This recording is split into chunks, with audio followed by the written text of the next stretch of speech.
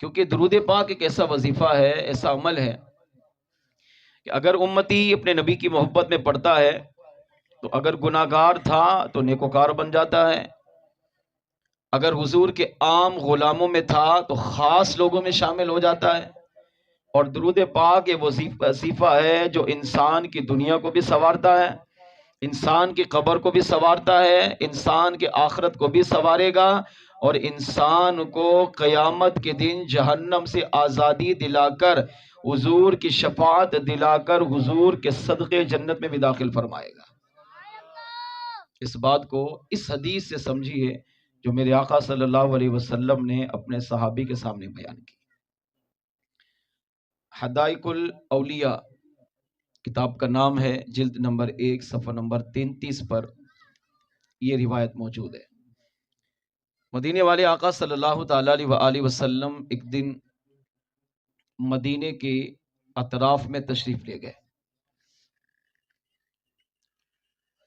دو لوگوں نے حضور کو دیکھا کہ سرکار تشریف لا رہے،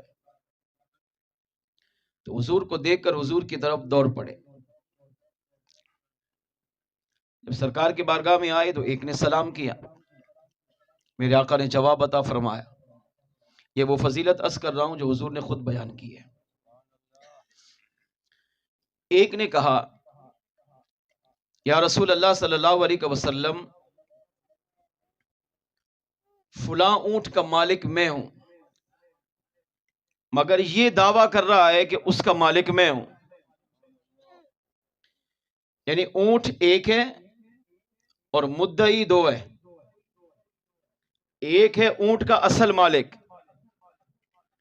اور دوسرا ہے جو اس کو تنگ کرنے کے لیے اونٹ پر ملکیت کا دعویٰ کر رہا کہ نہیں میں اس کا مالک ہوں۔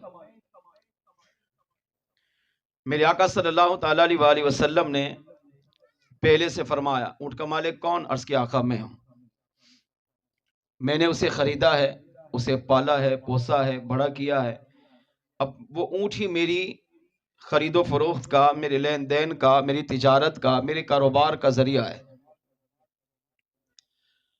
مگر یہ بندہ دعویٰ کر رہا ہے کہ اس اونٹ کا مالک میں ہوں۔ میرے آقا صلی اللہ علیہ وسلم نے دوسرے سے پوچھا، اونٹ کا مالک کون؟ اس نے کہا میں۔ اب دونوں میں جھگڑا ہوا، فیصلہ کہاں لائے؟ سرکار کی بارگاہ میں۔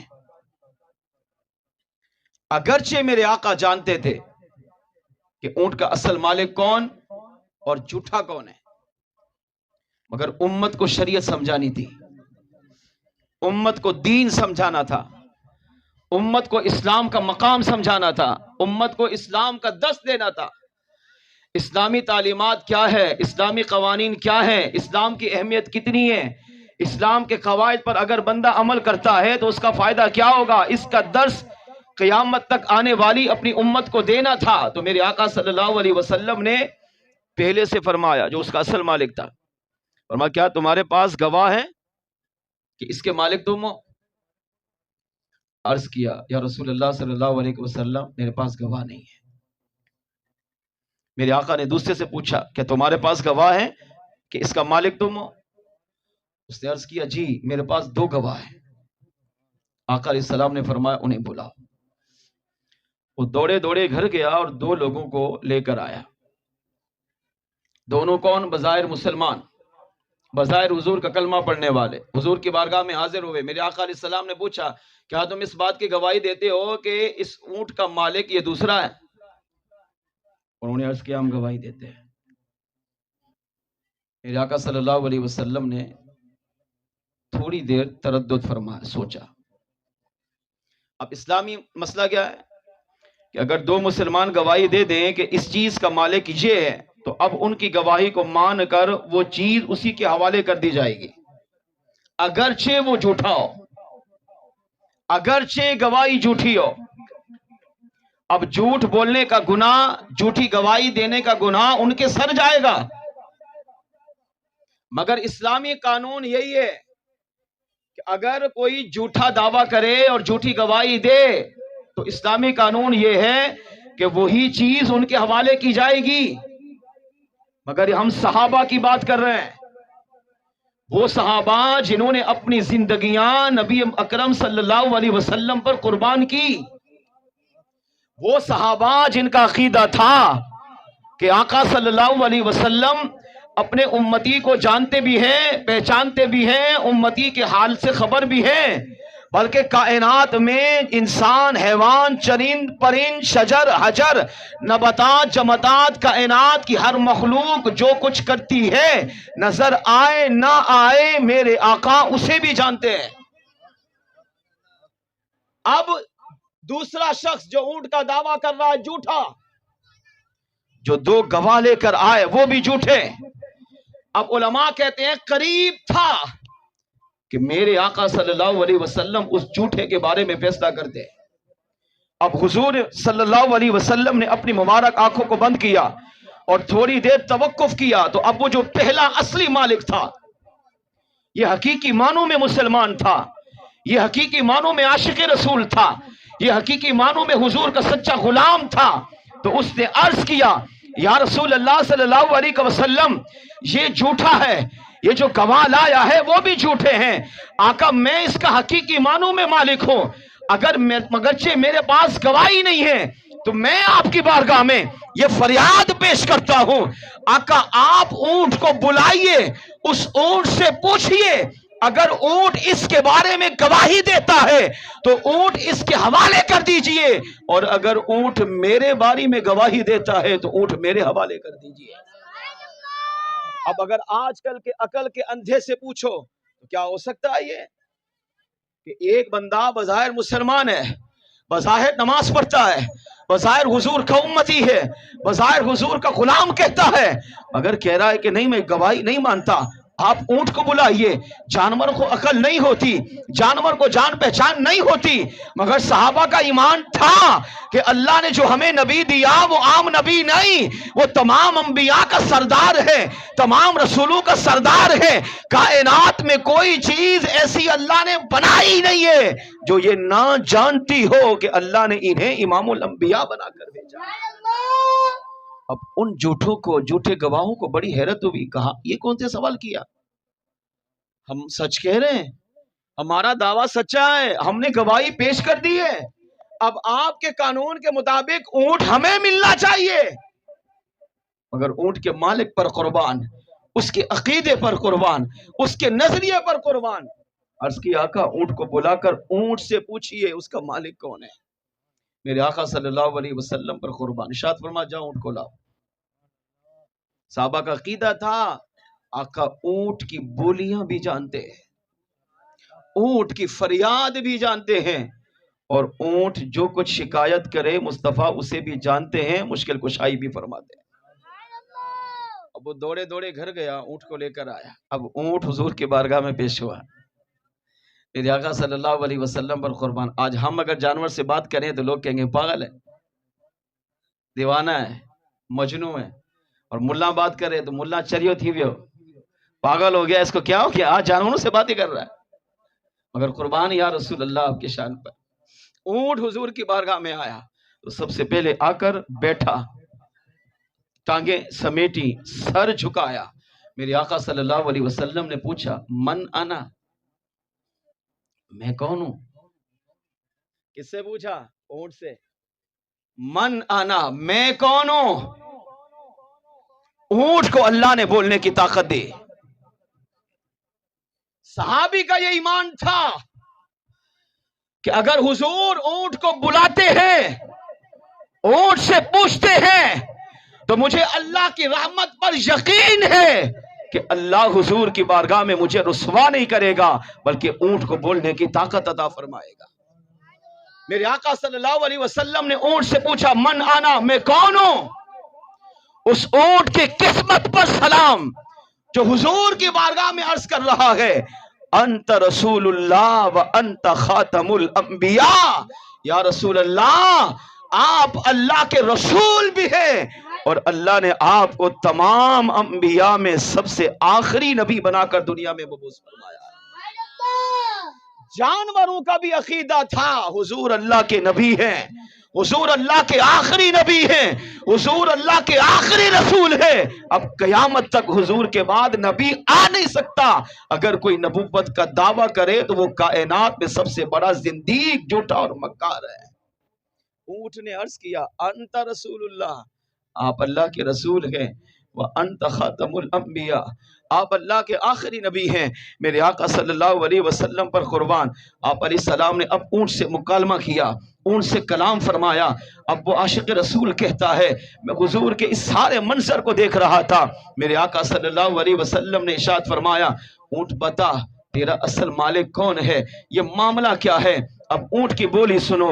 اس نے اپنی بولی میں حضور کی بارگاہ میں فریاد کی، کیونکہ اونٹ بھی جانتا تھا کہ حضور وہ ہیں جو سب کی سنتے ہیں، سب کی بولیاں جانتے ہیں، ان کا ترجمہ جانتے ہیں. جو فریاد جس انداز میں پیش کرتا ہے آقا اسے بھی جانتے ہیں. اونٹ جانتا تھا کہ ان کی بارگاہ میں جو بھی پیش کروں گا مصطفیٰ جانتے بھی ہیں اور کرم فرمائیں گے تو میری فریاد سن کر مجھے اپنا اصلی مالک بھی عطا فرمائیں گے. اب میرے آقا نے ارشاد فرمایا بتا معاملہ کیا ہے.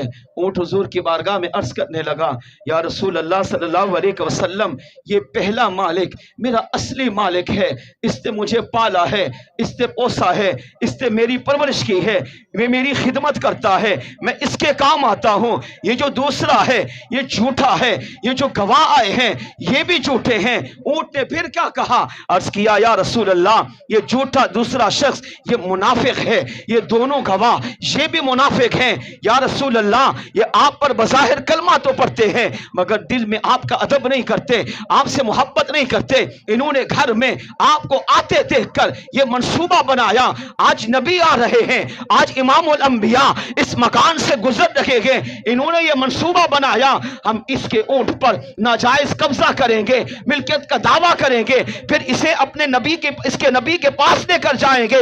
نبی کو پتہ نہیں چلے گا، نبی گواہ طلب کرے گا، میں 2 جھوٹے گواہ پیش کر دوں گا، نبی میرے بارے میں فیصلہ کر دے گا. جب نبی میرے بارے میں فیصلہ کر دے گا تو معاذ اللہ اپنے نبی کی باتوں کو پھیلاؤں گا.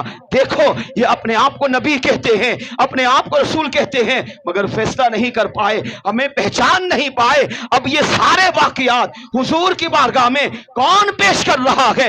اونٹ پیش کر رہا ہے. جب اونٹ اپنی فریاد سے فارغ ہوا تو میرے آقا نے فرمایا تم دونوں جھوٹے ہو، تم مکار ہو، تم منافق ہو، تم یہاں سے دفع ہو جاؤ. اونٹ کا اصلی مالک یہی ہے کیونکہ اللہ نے تمہارے منصوبے کو برباد فرما دیا ہے. کیونکہ میں وہ ہوں جس کی تحفظ کا، جس کی ناموس رسالت کی تحفظ کا ذمہ کریم رب نے اپنے ذمہ کرم پہ لیا ہوا ہے. وہ کریم رب ہے، چاہے تو انسانوں کے ذریعے اور چاہے تو جانوروں کے ذریعے میرے تحفظ، میرے ناموس رسالت کے تحفظ کا اہتمام فرما دیتا ہے. کبھی انسان کو بھیج کر، کبھی جانوروں کو بھیج کر، کبھی پرندوں کو بھیج کر، کبھی دیگر مخلوقات کو بھیج کر، کبھی جنات کے ذریعے، کبھی فرشتوں کے ذریعے اللہ میری ناموس کی تحفظ فرماتا ہے. انہوں نے عرض کیا یا رسول اللہ صلی اللہ علیہ وسلم ہمیں معاف کر دیجئے، مگر وہ منافق تھے. میرے آقا علیہ السلام نے فرمایا اخرج، یہاں سے چلے جاؤ. وہ دونوں چلے گئے. اب اونٹ اپنی طرف، اپنے ایک سائیڈ کی طرف ہو گیا. اب قربان، اب جو جملہ میں بیان کر رہا ہوں وہ دل سے سنیے. میرے آقا صلی اللہ علیہ وسلم نے اس صحابی کو اپنے قریب بلایا، ارشاد فرمایا یہ تو بتا کون سا عمل کرتا ہے کہ آج اللہ نے تجھے چوری کے الزام سے بچا لیا. کیا آقا نہیں جانتے تھے؟ جانتے تھے. نبی اعمال سے باخبر تو ہے ہی ہیں. امتی جو سوچتا ہے، جو دل میں خیال لاتا ہے، میرے آقا اسے بھی جانتے ہیں. مگر آقا صلی اللہ علیہ وسلم نے سوال کیوں کیا؟ قیامت تک آنے والی امت کو تعلیم دینا تھا. فرمایا کون سا عمل کرتا ہے؟ اس کا مطلب یہ نہیں حضور نہیں جانتے، جانتے ہیں مگر امت کی تعلیم دینا مقصود تھا. کیا نماز پڑھتے ہو؟ کیا روزہ رکھتے ہو؟ کیا حج زکوٰۃ ادا کرتے ہو؟ کیا صدقہ خیرات کرتے ہو؟ کیا زیادہ تلاوت قرآن کرتے ہو؟ اللہ کا ذکر و اذکار کرتے ہو؟ میرے صحابی بتا تو صحیح کون سا ایسا عمل کرتا ہے کہ اللہ نے تیرے دل میں اونٹ والی بات ڈالی، اللہ نے اونٹ کو بولنے کی طاقت دی اور اونٹ نے تجھے رسوا ہونے سے بچا لیا۔ اب صحابی کا ایمان سنو، عرض کیا یا رسول اللہ صلی اللہ علیہ وسلم، میرے پاس کوئی ایسا عمل نہیں ہے جو آج تک میں نے اپنے کریم رب کی شایان شان کیا ہو۔ آقا کوئی عمل ایسا نہیں ہے جس پر مجھے ناز ہو۔ میرے آقا علیہ السلام نے فرمایا بتا تو صحیح، کوئی تو ایسا عمل کرتا ہوگا کہ جس کی برکت سے اللہ نے تجھے آج چوری کے الزام سے بچایا، اس عمل کی وجہ سے اونٹ کو بولنے کی طاقت عطا کی۔ اب وہ صحابی حضور کی بارگاہ میں عرض کرنے لگا یا رسول اللہ، ایک عمل ایسا ہے جو میں روزانہ کرتا ہوں، پابندی سے کرتا ہوں، اٹھتے بیٹھتے کرتا ہوں۔ میرے آقا نے ارشاد فرمایا صحابی بتا وہ عمل کیا کرتا ہے؟ تو صحابی رسول کہنے لگے یا رسول اللہ، عمل یہ ہے کہ میں اٹھتے بیٹھتے، چلتے پھرتے، سوتے جاگتے، آتے جاتے، یا رسول اللہ جب بھی موقع ملتا ہے آپ کی مبارک ذات پر درود و سلام پڑھتا رہتا ہوں۔ اللہ کو میرا یہ عمل شاید پسند آ گیا ہو، جس کی وجہ سے اللہ نے مجھے اس ذلت و رسوائی سے محفوظ فرما لیا۔